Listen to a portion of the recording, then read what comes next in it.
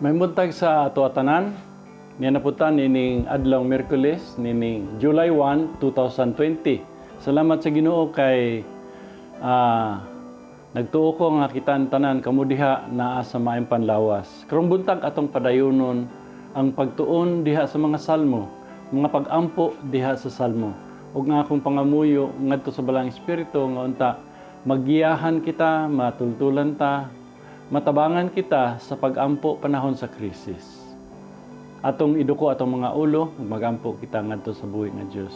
Among langit nun may gugmaon namong amahan, pinaagi kang Ginoong Kristo, nagaduol kami kanimo karong buntag. Ako nagampo Lord nga imo kaming tabangan o balang espiritu sa pagsabot sa imong mga pulong. Og sibisan kinsa nga adunay mga panginahanglan karon, ang akong pag-ampo Lord nga pinaagi sa pagpamalandong, pagpaminaw sa imong mga pulong. Ginoong Dios, ma-inspire, ma-encourage ang matag-usa sa kinabuhi nga matarong, madaugon, taliwala sa mga pagsulay. Salamat kaayo sa pangalan ni Jesus. Amen. Atong mahinumduman nga sa atong pagtuon ni atong miaging simana nga ang pag-ampo mao ang pakigsulti ngadto sa Dios, mao ang pagpahayag sa ato ang mga panginahanglan, pagpangayo sa kapitulo 1, kapitulo 2, 3, 4, 5 makita nato na diha nga ang pag-ampo mao pagpangaliwpo, pagpahayag sa atong mga gibati, tuaw ngadto sa tubangan sa Ginoo. Ato nakatunan nga diha sa maong pagtulunan atong na tun-an ang kinabuhi ni Hana, usa ka babae, asawa nga dili makahatag og anak sa iyahang bana. Ug tungod ni ana gibay-biyay siya o gibugol-bugolan siya sa iyahang karibal. So nituaw siya sa Ginoo ug mihilak ug misaad siya sa Dios nga iyahang ihalad ang iyang anak nganha kaniya ug mahimo kining alagad niya nga pag-abot sa panahon siyang stadihan na buntis siya, nanganak siya, gipanganak niya ang usa ka bata ug ginganlan niya kini Samuel nga mo'y nahimong unang propeta sa Israel niadtong panahon na bantugan o pinakamaayong propeta sa Israel. Igsoon kung mag-ampo ta uban ang ato ang kinasing-kasing matinud-anon nga pagduol ngadto sa Ginoo, tubagon sa Dios ang atong mga pag-ampo ug ihatag niya ang atong mga panginahanglan. Karong buntag magpadayon kita sa ato ang pagtuon sa mga pag-ampo. Dinhi kita karon sa Salmo 25 bersikulo 1 hangtod sa bersikulo 15. Ingon dinhi kanimo o Ginoo atong basahon, nagampo ako kanimo o Dios misalig ako. Ayaw intawon itugot nga pakaulawan ako ug biay-biayon sa akong mga kaaway. Ayaw itugot nga maulawan ang nagsalig kanimo, kundili kadto lamang misupil kanimo. Tultuli o Ginoo, ako o Ginoo, sa dalan nga ug itudlo kini kanako, tudlo ako sa pagkinabuhi aron sa imong kamatuoran. Uyon sa imuhang kamatuoran, kay ikaw man ang Dios nga akong manluluwas, nagsalig ako kanimo sa kanunay. Diha lang ta ko igsoon, ang labi na nining mga panahona karon, importante ang pag-ampo.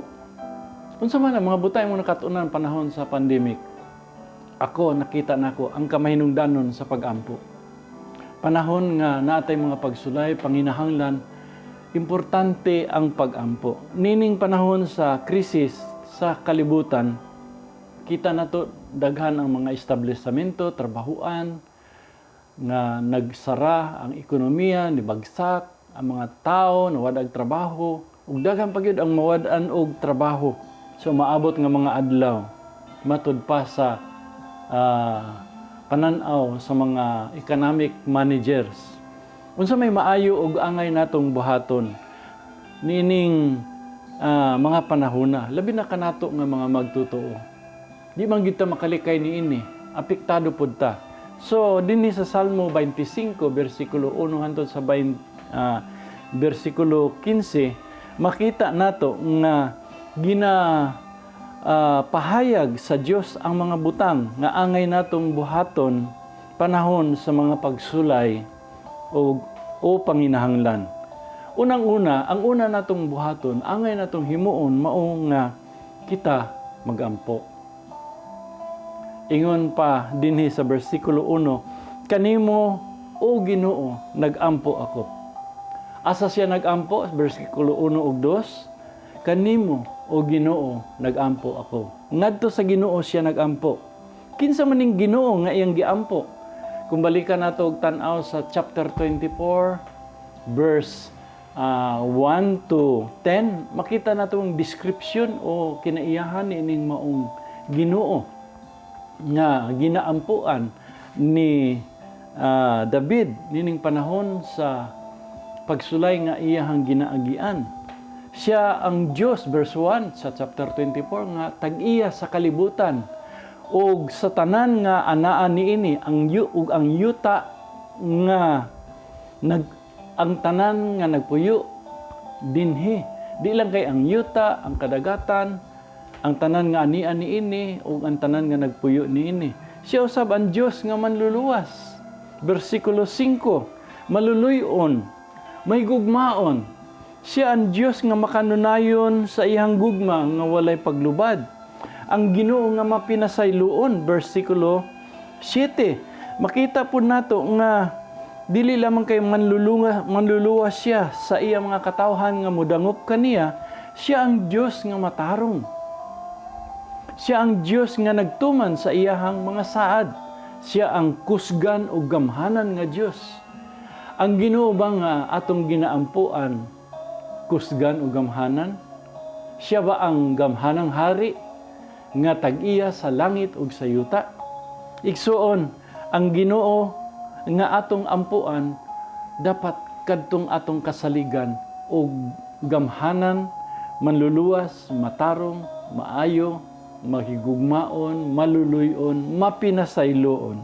So, ato makita dinhi nga ang ingon si David, kanimo o Dios. Kinsa man ni siya nga Dios? Kinsa man ni siya nga Ginoo? Siya ang Ginoo nga tag-iya sa langit ug sa yuta nga atong nga atong manluluwas, nga atong magtatabang panahon sa atong kalisdanan. Dili lamang kay magampo kita ngadto sa Ginoo ganggamhanan, kundili sa bersikulo 2 makita nato, kanimo o Dios misalig ako. No, di lang kay magampo ta kundili musalig ta. Igsoon mangutana ko sa imuha. Unsay kalainan o duna bay kalainan ang pagtuo ug ang pagsalig? Usa ka butang nga mutuo ka sa Dios apan lahi kaayo ang musalig sa iya. Magkalahi ka ng duha, pagtuo ug pagsalig. Nakaibalo mo niya ng Niagara Falls dito sa between Canada and New York. Dunay falls dito og river, Niagara River. Dito sa Niagara Falls, matag buntag adunay usa ka tawo nga gikan sa Pikas Tampi, mutabok siya dito sa Pikas Tampi pod, Pikas Tumoy. Mutabok siya, muagi siya sa usa ka cable, no, kanang dako kay nga cable nga murag bukton kadako ang cable. Unya sa iyang pagtabok ana, ang iyang dala dili stick, dili siya kundili ang iyang dala wheelbarrow. Ano wheelbarrow? Muna ang gamit sa mga mag-uuma nga diha isulod ang mga yuta, ang mga tanom o unsa man. Muna yung gamiton, matag buntag magdala siya dito kay tuaman dito ang iyang uma, Pikas Tampi. Magtrabaho siya dito. So kada buntag na muadto siya dito. Og ang mga tao nga mga turista muadto dito sa pagtan-aw sa Niagara Falls. Og labaw na sa tanan sa ginabuhat niya ng tawhana. Namatikdan sa tao nga kada buntag daghan man kayo. Kung makalabang na gani siya, mamalakpak ang mga tao. Unya niingon siya nga mubalik siya didto sa pikas tampi. Unya ingon siya sa mga tao, nagtuo ba mo nga makatabo ko ni ining maong balik didto sa pikas tampi? Nadala ang akong wilbaro. Ningon ang mga tao, Tumi, palakpak ang mga tao. Palakpak ang mga tao. So, mitabok tuod siya. Hantor ka, pag abot niya dito sa pikas tampi, palakpak na po ang mga tao tungod kay malampuson siyang nakatabok. Nga walay nahitabo sa iya. Ug mingon siya ngadto sa mga tao nga kudyaka, nagdaig, nagpalakpak sa iya. Ningon siya nga, mutuo ba mo nga kung adunay maglingkod dinhi, nining maong welbaro, sulod niini, unya mo tabok ko diha, mo lakaw ko diha niya ng maong kable, nagtuo ba mo nga makatabok gyapon ko bisag adunay tao nga maglingkod dinhi. Ingon ang mga tao, Tumi! Ana, palakpak ang mga tao, yay! Kita natag kanang pinaka unique nga exhibition. Sa katao magdalag wilbaro ang iyang agianan sa poles nga doon na pinakataas kayo nga pinakahabog nga poles. Ana. So ningon siya, okay, tuo man mo. Ikaw brad, tuo ka? Ingon siya, oh, tuo ko. Dali, ikaw sakay dire. Niingon tong tao. Uy, dili ko. Siya lang. Awa gay bisag usa nga pero niingon sila tuo sila. So wala man gyud nay bata ni isag kamot. Siya nga, ako sakay ko. Ni sakay ang bata. Sakay sa bata, pag abot dito sa pikas tumoy, malampuson nga naka tabok ang tao uban sa bata diha sa wheelbarrow. Palakpakan ang mga tao, nagudya ka mga tao tungod kay malampuson sila. Walay nahitabo nga disgrasya sa ilaha. Og ang mga tao limpay kayo. Og nagudya ka sila. Bilib kayo sila sa nagdala sa wheelbarrow. Pero ang labaw nga ilang gikabiliban ang kaisog sa bata. Ingon ang gitapukan gyud ang bata nganod unsa day naa sa iyaha nga isog man siya nga nitabok. Niingon siya, kada buntag man mi mo tabok diha. Kada buntag man mi mo agi diha. Sakay ko. Siya nga, kada buntag, kinsa man na siya ako man ang tatay. Iyahan tatay ang nagadala sa wheelbarrow. You see, igsoon, lahi ang mutuo, kay nakita nimo na yung pa ang pagtuo, mga butang nga imong nakita, imong nasudong, imong nahibawan sa imong hunahuna, no nga kaya niya na, mahimo niya na. Ingon pa sa Bible, kung walay pagtuo, lisod ang pagpahimuot sa Dios. Nga siya nag-exist o kung unsa siya. Kinahanglan mo tuo kita ngadto sa Dios nga ato ang gituohan sa atong kasing-kasing. Di lamang sa atong hunahuna, mutuo ka nga siya nag-exist. Nga siya iyang ginasulti nga siya mauna siya, mutuo ka. Kung wala kay pagtuo, lisod. Pero lahi pod ng musalig. Ang pagsalig sama sa gibuhat sa bata. Pagpangutana, kinsa man ang musakay dire? Yun ang bata ako. Ang pagsalig, dunay aksyon, dunay pagahimuon, dunay kanang iyahang desisyon ngayong buhaton nga kung unsa ang gituhuan sa iyahang Dios, nagtuo siya nga makahimo siya sa pagbuhat niya na. Muna nga katong bata, misakay gid siya kay nakaila siya, nahibalo siya, ug nasinati niya kung kinsa ang Dios. Kung kinsa tong tao nga nagdala sa wheelbarrow. Ilustrasyon lang na. Pero ingon na ang kalainan sa duha, pagtuo ug pagsalig. Ang pagsalig nag-involve ka na igsuon o aksyon. Ang pagtuo is a belief system. Ang trust is an action word. Faith is believing that God is who God says He is and that He can do what He promised to do. Pero ang trust, ang pagsalig is it takes things step farther, no? Sa Tagalog, ang faith o pagtuo gi-translate nga pananampalataya. Okay? Dunay duha ka root word ana, pananampa o taya. Okay? Ang kanang pananampa sa another root word ana is sampa. Kana bitang mo kabit ka sa TV, sa TV no. Mo kabit ka sa jeep, mo sampa na, sakay na. Oh. Okay? Another word is taya. Meaning sa English pa risk. Ang uban mo kabit, mugunit sila dito, dakpunon biya na. Pero ang uban they will take a risk. So, ang pananampalataya o ang pagtuo is dili lamang kay mutuo ka, musalig jud ka sa Ginoo. You will take the risk. It's making a willful choice to trust that God will do what He promised to do. No? Ang pagtuo o ang belief is dinhi sa head. Pero ang pagsalig, it is putting our belief who God is, what He promised He will do, what He has promised, what He is in the past, in the future, He will do. Iyan ang gisaad. So, giingon niya dinhi nga Ginoo kanimo misalig ko. Igsoon ang pag-ampo ingon ana. Pag-ampo ingon ana. Nga ingon siya dinhi, di kay mo sampit ka sa Dios, kailakakin sa siya. Siya ang Dios nga tag-iya sa tanan. Kung ikaw igsoon nagtuo ka nga ang Dios tag-iya sa tanan.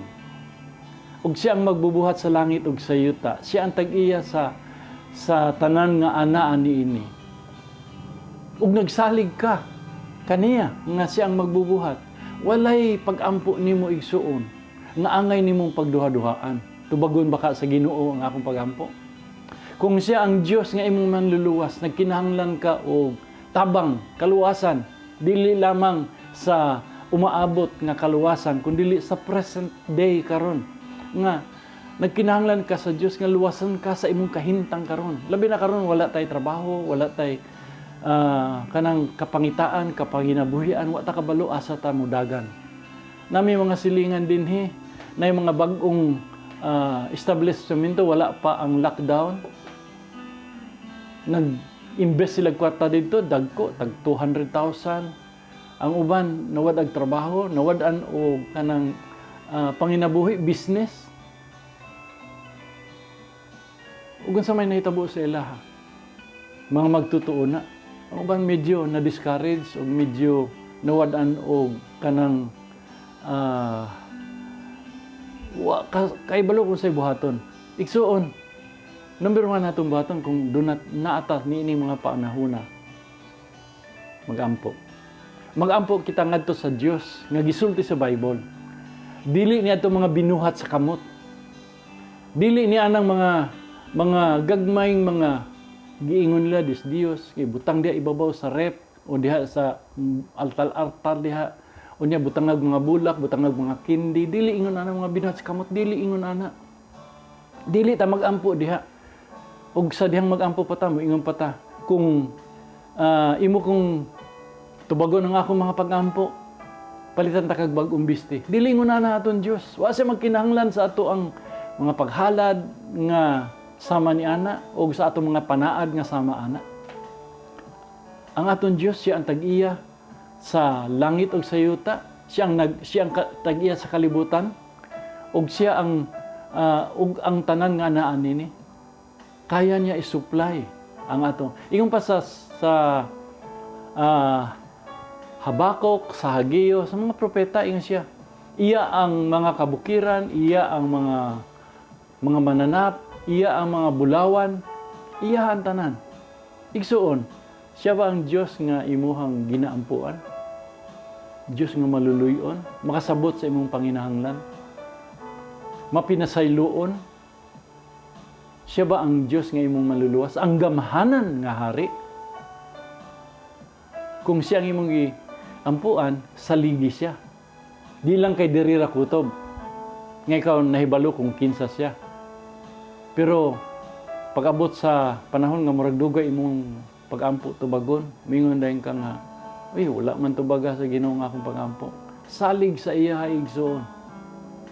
Kay kasaligan ng aton Dios. Unsa iyang gisulti iyang buhaton. Igsoon ang Ginoo mutubag sa atong mga pag-ampo. Kami do na dili mi exempted. Ako dili ko exempted. Dunay mga milagro nga ginabuhat ang Ginoo dinhi sa amo ang street, sa amo ang kalye. Na mga pag-ampo nga among gihimo dinhi, mga balatian gipang-ayo, mga nagsakit gidala sa ospital, operahanan na.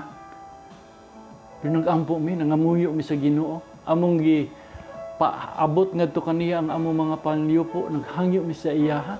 Wala madayon og opera igsuon. Gamahanan ng Dios. Gamahanan siya. Walay imposible diha kaniya. Atong niaging adlaw, dinhi akong anak. Medyo discouraged tungod sa kahimtang karon. Nawad-an na og paglaom tungod niining pandemic. Unsan lay buhaton? Pero nag-ampo mi. Nangamuyo mi. Ako, tibok gabi nag-ampo ko ngadto sa Dios. Gabi ni Migson, pagkabuntag, gitawagan siya sa ilahang kumpanya. Padtuon na siya. Kay naanay trabaho, nagpaabot sa iya. Ingon na ang Diyos, igsoon. Labi na kung atong iampo ang iyahang mga saad nga gisulti dinhi. Ingon sa dinhi, ayaw in taon itugot nga pakaulawan ako og biay-biayon sa akong mga kaaway. We pray on His word. Ingon siya, he who trusts in the Lord will never be put to shame. Lord, yun na akong pagampo. Akong pangamuyo sa Ginoo, Lord, kanang akong anak. Gikan sa pagsugod sa iyang pagtrabaho, kasulod siya panginabuhi. Siya gid in taon, O Diyos, ang nag-supply sa mua. Siya ang nagtabang namo. Akong ihina ng Ginoo, pinumduman ta ka, Lord, sa imong saad sa imong mga pulong. Nga, bisag usa lang ka bason tubig ihatag ngadto sa mga nag-alagad sa imuha. Di gina nimo kawangan og balusan gina nimo. Una ko nangamuyo ko Ginoo kaluyi akong anak nga makabalik siya sa iyang trabaho. Abi nimo pagkaugma igsoon, ang Dios nagtubag sa mga pag-ampo. Ug karon nangandam na siya. Magampo na pud mi nga unta sa iyang pag-adto dito sa Manila, walay mga dili maayong mga butang nga moabot sa iyaha. Igsuon, kung mag-ampo kita ngadto sa Dios, ampo. Bubo ang imuha mga hinaing, mga panginahanglan. Unya salig nga kung unsa ang gisaad iyang buhaton. Ikatulo, iampo ang iyang mga saad, ang iyang gisulti, iampo na igsuon. Ayaw ka ulaw pagsulti sa Ginoo, Lord kinahanglan ta ka. Ang pag-ampo mo pagpaubos, pagsulti Ginoo wala ko'y mahimo, surrender ta ngadto sa Ginoo. After you pray and surrender everything to the Lord, trust His timing. Wait on His answer and experience His power. This morning I would challenge you, igsoon. Whatever problem you are going through, unsa man kadako na siya igsoon, God is going to answer your prayer. If you only come to Him with a humble heart. Let's come to the Lord in prayer. Most gracious God, thank you Lord for your word. Lord, hala na ka bersikulo among gibasa karon. Pero nag-ampo mi kanimo, O Dios. Ikaw ang Ginoo, ang Dios nga amo ang giampuan, ang among manluluwas, ang among Ginoo, ang tag-iya sa langit ug sa yuta, ang magbubuhat, ang Dios nga maluluyon, ang Dios nga puno sa gugma, ang Dios nga matarong ug maayo. Mutubag sa mga pag-ampo, ikaw ang Dios kaniadto karon og sa umaabot, wala kay pagkausab. Ikaw ang Dios nga haduol niadtong kasing-kasing, mga kasing-kasing nga nadugmo, haduol ikaw o Dios. Mana nagaduol kami kanimo Ginoo karong buntag. Ug nagahangyo, nagasalig kami nga ikaw mutubag sa among mga pag-ampo. Ginoo, tubaga ang mga pangamuyo, mga agulo, mga panginahanglan nining mga anak nimo nga nag-ampo uban kanako karon. Giampo namo Lord among mga kaigsuonan diha sa jail, diha sa annex o diha sa female. We pray for them, O Lord. I ask you, dear God, Lord, have mercy on them. Be gracious to them, O God. Lord, protect them, O Lord, gikan sa mga balatian, gikan sa COVID-19. O ang ilahang mga mahal sa kinabuhi nga naa sa gawas, Ginoo, giampo na ako tagaigman panlawas. Ang mga jail guards o ang management diha Ginoo sa jail management Ginoo sa MAA. Akong pag-ampo Lord nga imo silang bantayan, tagaan mo sila wisdom, protection kanunay. Ug akong giampo Lord labi na karon naa nami sa MGCQ sa modified general quarantine Ginoo. Sigurado gid Lord nga murag mobalik sa naandan ang mga tao manggawas. Among giampo Lord kaluyin taon. Palayo Ginoo ang mga tao sa daghang mga balatian. I-pray na ako Lord gitagay wisdom ang amo ang nasa gobyerno, ang among presidente, ang nasa IETF. Lord, we pray that you will, O God, have mercy on the Filipino people. Lord, ang mga nawadag trabaho, ang mga Lord, tag-upat na lang kaadlaw, tulon lang kaadlaw ang trabaho. Lord, have mercy on them, O God. Kaluyi sila, tabangin sila, O Diyos. Mga kumpanya, Ginoo, nga naa karon, O Diyos, nag-aginod o naghunahuna na, nag-contemplate, ipasirado tungod kay hina kayo ang business. And I pray, Lord, nga niining pahayag karon ni Presidente Duterte nga kadaghanan sa mga syudad i-modified na to from general quarantine ngadto sa modified quarantine na. Lord, akong pag-ampong unta pinaagi niini mabalik na o Dios ang kaliskay sa among negosyo. Salamat kay Ginoo. Salamat sa imong pagtubag sa imong pag-ampo. Sa pangalan ni Jesus akong gipangamuyo, akong gihangyo kining tanan. Amen and amen. Igsoon karong buntag kung na panalanginan ka o naabli ang imong nahuna, i-apply ang pulong sa Dios. O ayaw ka ulaw. Igsoon, ibutang sa aksyon ang imuhang mga buhat, ang imuhang gituhuan. O kung napanalanginan ka, i-like ang video o pag-subscribe, igsoon. Salamat kaayo o sa sunod adlaw na pod maminaw ta sa pulong sa Ginoo nga atong pagatun-an. Daghang salamat kaninyo. May buntag. God bless you.